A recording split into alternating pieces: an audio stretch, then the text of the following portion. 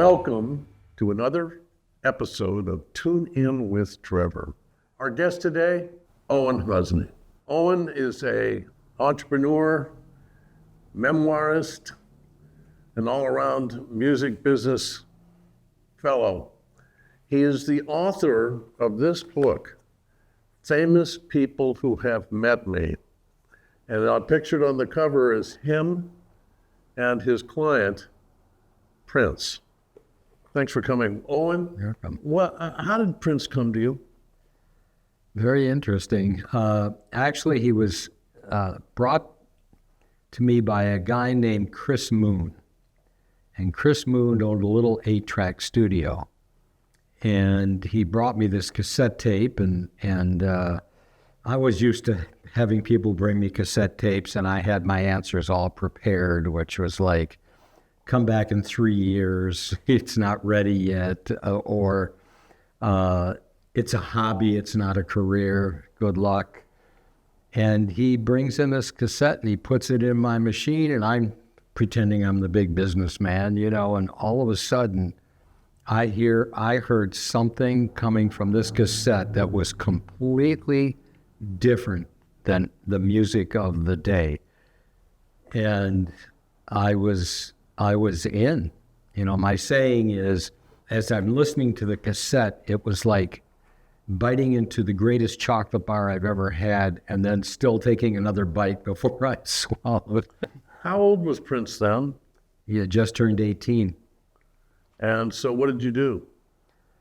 Well, I knew I couldn't do it alone because even though his songs weren't developed at that point, I was not the guy to do that.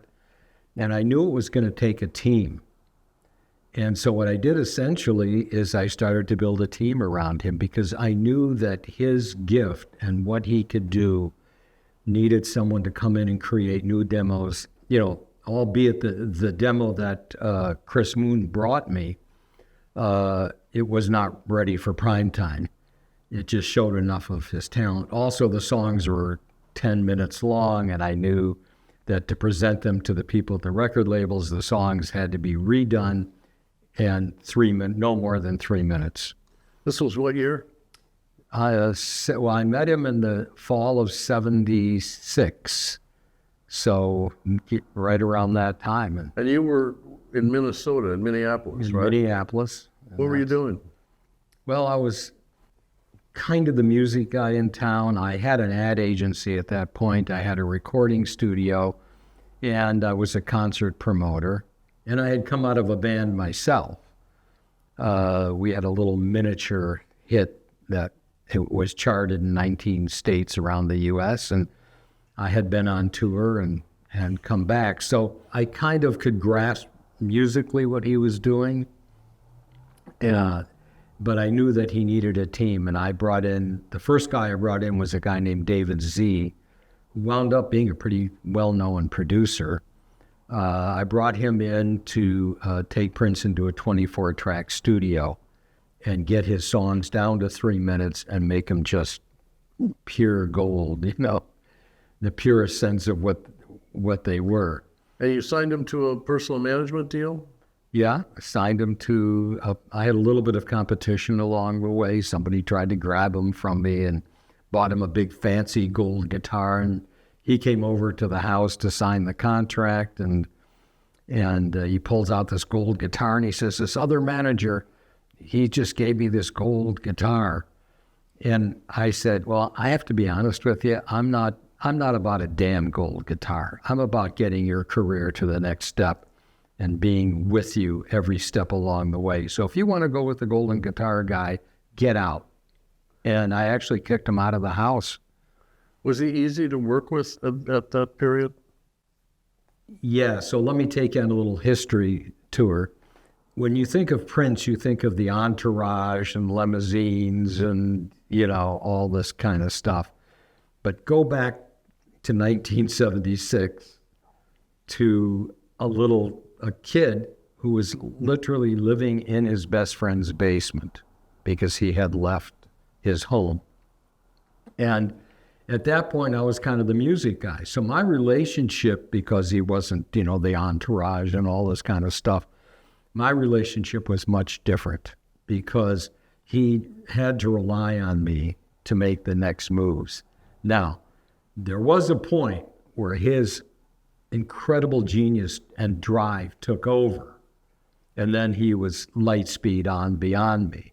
But at least the first 2 years that we were together, he pretty much listened to me. So that was my relationship. And I kind of knew what to do, and I had a few friends at the record labels at that time. Was he at that time playing all the instruments as we know he later did? Well, when Chris brought me the tape and I listened to it, I said, all I thought, first two things were, I hope the lead singer is not ugly. Please don't make him 900 pounds. And my second thought was, now I got a whole band to deal with. So I casually turned to, Chris in my businessman manner, and I said, so who's the band? And he said, sit down. And I was like, well, I don't have to sit down, And he said, it's one kid singing everything and playing all the instruments. And I said, okay, I got to sit down. I mean, and then he said, and he's 18. And it blew my mind. And I knew that I had to devote my life to him at that point. Well, didn't you take him in at one point and he lived with you? Yeah, he was at my house all the time. He spent about a year coming over. And then when I was at my office during the day, I had a tape recorder that you could, call bounce tracks internally. And so he could overdub.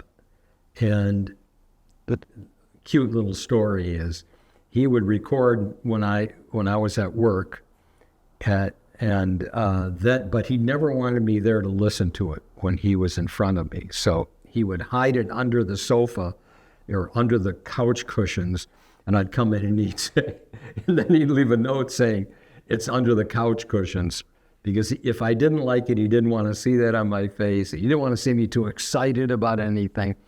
And I used to come home at that point, pull it out from under the couch and listen to the stuff that he was doing. So we basically, my then wife and myself, took him in.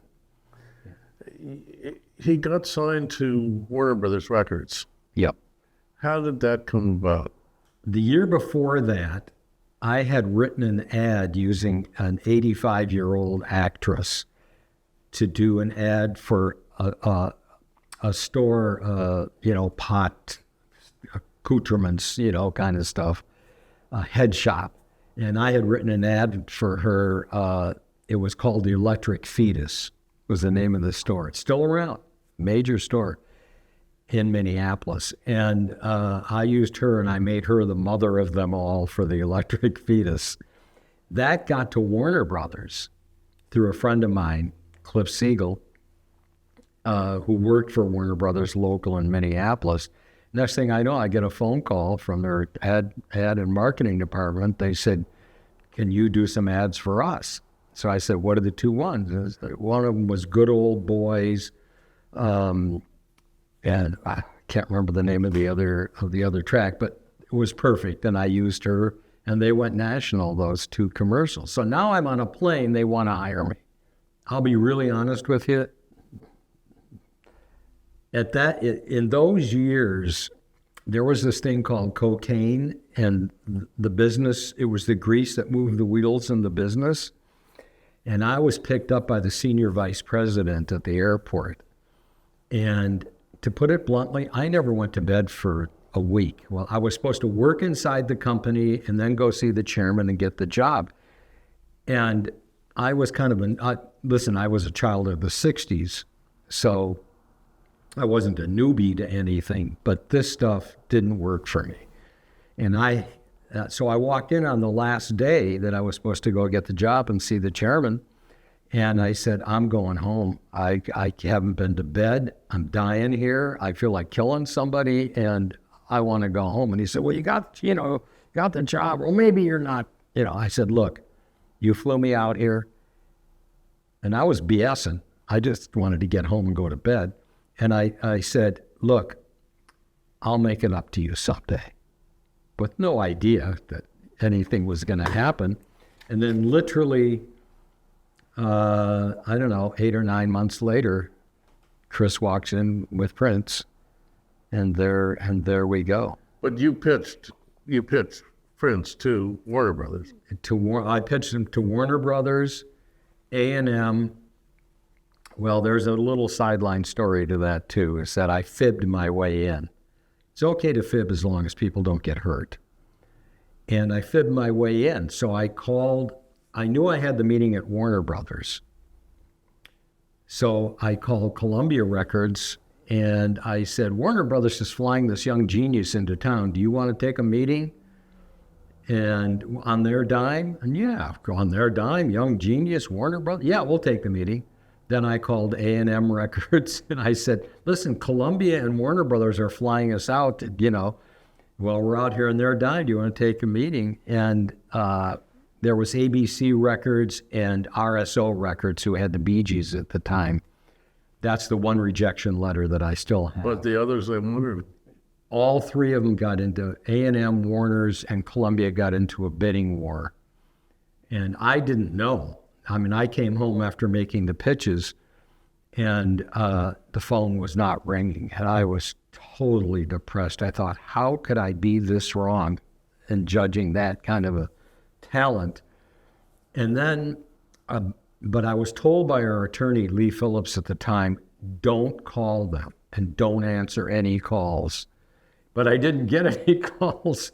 So I'm sitting there, and all of a sudden, 2 weeks later, I get a telegram from A&M Records from Herb Alpert, Jerry Moss, and Kip Cohn, who was the president, Albert and Moss, A&M Records, a telegram. Not hearing from you makes us very nervous. We are attempting to sign your artist, Prince, to a substantial contract. Please let us know. And I'm telling you, I was jubilant. I thought, okay, so A&M Records, they're the ones that got back to us. Bang, in comes a call from Russ Thyrett, Senior Vice President of Warner Brothers. I walked into a meeting today and said, if we don't sign Prince, I quit. Now I'm on fire. And then Columbia Records says, we really, really want to sign your artist. Why did Warner win the battle?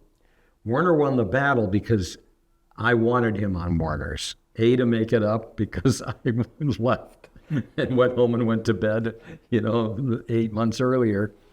And Warner's was an artist-friendly label that I knew would not pigeonhole Prince into just being an artist to a certain audience. He was black.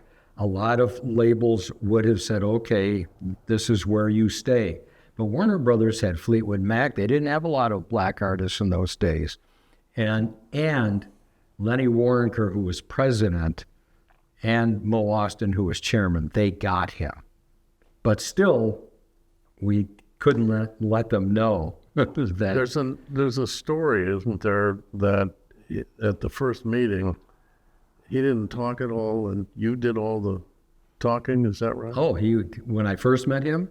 And just generally, what was he like? He was, when I first got him on the phone, I was really excited to talk to him, and I was expecting some, and I was like, Prince? Yes. Really good talent. I've really heard your tape. Thank you. And I thought, okay, this is a man who's short on words, but really big on talent. And that's the way he was. So when I designed his press kit, I tried to get all this history to do this press kit so we could present it to the labels. And, and he would say, I'd say, do you enjoy playing guitar? Yes. Okay, so now I'm not going to get anything out of him. But I went deep on music with him and which instruments he loved to play. And then he opened up and I figured, okay, this is a guy of few words. So I'll construct a press kit that says nothing. And it was just a picture of him in the corner. I started to play drums at my aunt's house. There were no drums, so I made a drums set out of a box full of newspapers. And that's what I would use. I started to play guitar, this, that, and But there was a method to the madness. And that was because the press kid said nothing, and Prince said nothing, they would start asking me, the A&R people, after I played the demo tape, the A&R people would start asking questions. And I knew that if they started asking me questions, I owned them. Well, how about his interactions with the record label? Was he taciturn, or did he open up eventually? I was pretty much his spokesperson. But to give you an instance, which gave me a glimmer into him, one time we decided to record in San Francisco because we did not want the record people showing up at the studio in LA. He just didn't want any of that. So I said, all right, I'll get you the record plant in Sausalito. So we're up there, but they hadn't heard anything from us. And Prince is in there and he's working away and I'm saying nothing to the label. Finally, one of the representatives came up to San Francisco to see what the hell was going on up there. And Prince had a song called So Blue. And instead of a bass guitar, he had tuned the top string down and he was able to get a really kind of cool sounding, not really a bass guitar, but a bass side. So this guy comes into the studio and he's like, this is a great song. As soon as you get bass guitar on there, this is going to be a great song. So Prince says, that's it, get out of here. There's no bass on that song, get out of my studio. Now my voice is cracking and I'm walking out to these Warner Brothers honchos in the studios and I'm like, well, you know, he's... So I just couldn't believe it. And they looked at me and they said, we get it. We get it. Didn't he insist on producing himself? Yeah, we had to do a test. He wrote me a note that I still have, and they wanted Maurice White from Earth, Wind, and Fire to produce him. And I'll tell you, this is a big hint into Prince. When he wrote me the note, it was just not like, he's not doing it. It was, I have the utmost respect for Maurice White from Earth, Wind, and Fire. However, there's nothing new but the songs, meaning that the sound wasn't new, and he could predict when their sound was going to be over. And he said, so please let them know that if we run out of everything, I want to produce myself. So I went back to Warner Brothers and they're, you're killing me with these requests. I said, well, he's going to produce himself. So I said, look, let's do a test. Let's bring him into the studio. Let's fly out from Minneapolis, put him in the studio. I'll tell him he's got some free studio time and you can have your producers listen to him. Well, we fly out. I said, hey, we got free studio time. Go make a song. So I think he just as long as we're together, I think was the song. And he goes out and he thinks these are all janitors, but they're the top producers of the day, Teddy Templeman, Russ Titleman, Lenny Waronker. And he goes in to the studio and lays down a perfect drum track without a click track, just perfect timing. And then he comes back out and he goes back in and puts on the bass guitar, perfect, and he's creating this rhythm section. Well, he gets about halfway through the song, and Lenny Waronker calls me out into the hallway. He says, tell him he can stop, you know. We get it. We get it. He's got record sense. Might cost us an album, but he's got record sense. It took a while, though, for him to break. He really broke on the second album. And that was I Want to Be Your Lover. And then you stayed with him how long? Right into that period. And left because? Well, the demands got a little heavy. And I have this bottom line, treat me well or don't treat me at all. But I did not want in any way to harm him or do anything of that nature to him. So I could have sued him. I had an ironclad contract. And I decided at that point, I went and talked to my uncle who actually owned a record label and had several hits in the 60s. And he said, do you believe in yourself? I said, yeah. Are you going to go on and do stuff? I said, yeah. he said, "Do you believe in him?" I said, "Yes. But I don't want to get into a point where I'm arguing with this person that I love. And I don't want to be hollering at him." And he said, "Then go on and don't sue him, don't do anything." And that was wise words, because I was not known as the guy who destroyed the career by suing someone. You know, I was... Were other managers or people trying to poach him while you were the manager? Always. And that's a given for any manager. And I used to tell, after that, I had other hit records with other artists, but I used to tell that artist, if someone whispers in your ear and you believe them and you leave me, don't ever come back, because you will come back. You'll find out that someone that's willing to do that does not have your best interest at heart.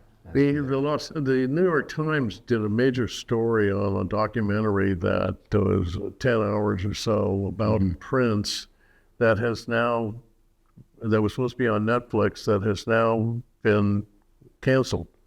I know you were interviewed for it, and ostensibly it said that people who had seen it, that a lot of, let's say, negative information came out about Prince. Can you comment on this at all? I worked with the filmmakers. It was Netflix and Ezra Edelman, and he was the director and the producers. And you know what? We are all fallible human beings. Prince was not perfect, probably perfect in his music, but he was a fallible human being. And I think the documentary, which is, I think, 9 hours, it brought about some of the other side. But a good documentary filmmaker, in my opinion, will do that, a well-rounded human being. There isn't a documentary that I haven't seen. Go watch the Sly Stone documentary. Any documentary that you see is going to show somebody for who they are. And he did what I believe, even though I haven't seen it, but I know from being interviewed and talking to everyone who was interviewed, I think it's a mistake not to put it out. A complicated individual, though, Prince, wasn't he? And enormously talented. And those complexities just make him a human being. He did it his own way. I mean, how he got off the label, got his masters back. The story I like to tell is when he played the Forum here in Los Angeles, and he was renting it out, and he was four-walling it himself, and he gets up on stage and says, "You know, I have written so many hits. Here's another one." And and did it. Well, he loved it. He loved music, that's for sure, and he was enormously creative and talented. Well, the point that I think that was showing up in the documentary was that he ate music, slept to music, lived to music, and I think that the music was. You ever had a song you can't get out of your mind? Try having like 12 songs running 24/7 in your mind all the time. I mean, his gift is enormous. You later went on, I believe, to work for KTEL. Is that right? Yeah, I ran a company called KTEL. And what was that company, and what was that like? KTEL was a company out of Canada that started out by the chairman selling pots and pans door to door. And brilliant guy. He was as dumb as the slyest fox you've ever met. And he was the first person to sell Teflon pots and pans door to door. Long story short was, he said, if I could get on television, I could make a bloody fortune. But he didn't have any money to get on television as a pot and pan salesman. So he went and made a deal with television stations late at night that they could run ads for his pots and pans, and when people would call in and order the pots and pans, he would split the profit with the station. So he figured out a way to go on the air. He's Canadian, go on the air across Canada without it really costing him any airtime. And then he got late at night. And then he did that with the record business. And somebody came to him and said, you're on late at night. Have you ever thought about selling music? And he said, well, it's an interesting idea. And his first record, I can't remember if it Six Fat Dutchman was a polka record. And they sold jillions of polka records on the air late at night. So they were always known as the K-Tel was late night compilation. And then he did re-records.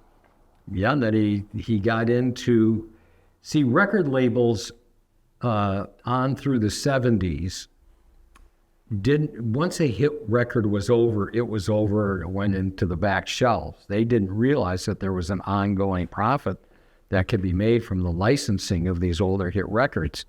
So K-Tel had the idea, let's just go to the record labels and we'll string all of these hits together on one record and we'll sell those late at night to the public. So they were able to pick them up really cheaply. Again, this book here that you wrote, it's not just about Prince, it's also about others, Elvis Presley's bed and Jimi Hendrix and Gogi Grant and